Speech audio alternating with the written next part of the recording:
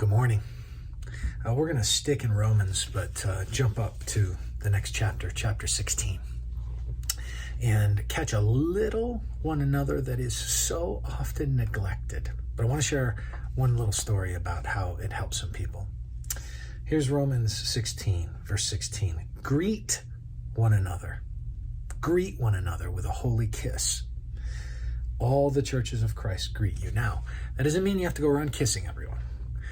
And some of you are like, phew, that's good. What it does mean is that you greet one another warmly. Kiss here in this first century context is a way of embracing somebody with appropriate affection.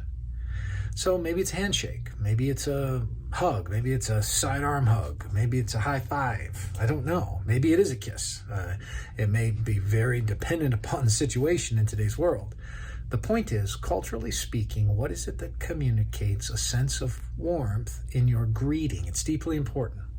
And the reason it's important is because it can set the agenda, the sense of the relationship for that period of time moving forward. When someone comes into our church, they need to be greeted warmly. When someone comes into our home, they need to be greeted warmly. I remember years ago a marriage that was having great difficulty, and I asked them to write down some one another's that they could employ in their marriage to help given the situation that they were facing. And one of them that one of the spouses highlighted was greet one another.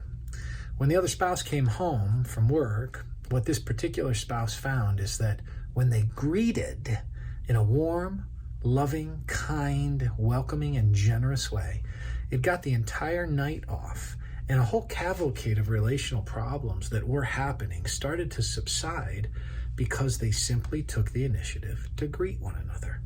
Sometimes when I come home, my wife is really good at this, and I come home and she will say something like, "You're home! I can't believe it!" She will be excited at the thought that I'm home.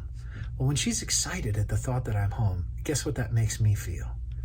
Excited to be there, right? Excited to be there. Who doesn't want to feel wanted? Greet one another and let them know you're welcome in this relationship with me, and you're welcome in this context, in this space. And it sets the table. It's like a first domino that begins to fall, where a host of one another's now can come on the heels of greet one another. Don't underestimate it. May the Lord bless you.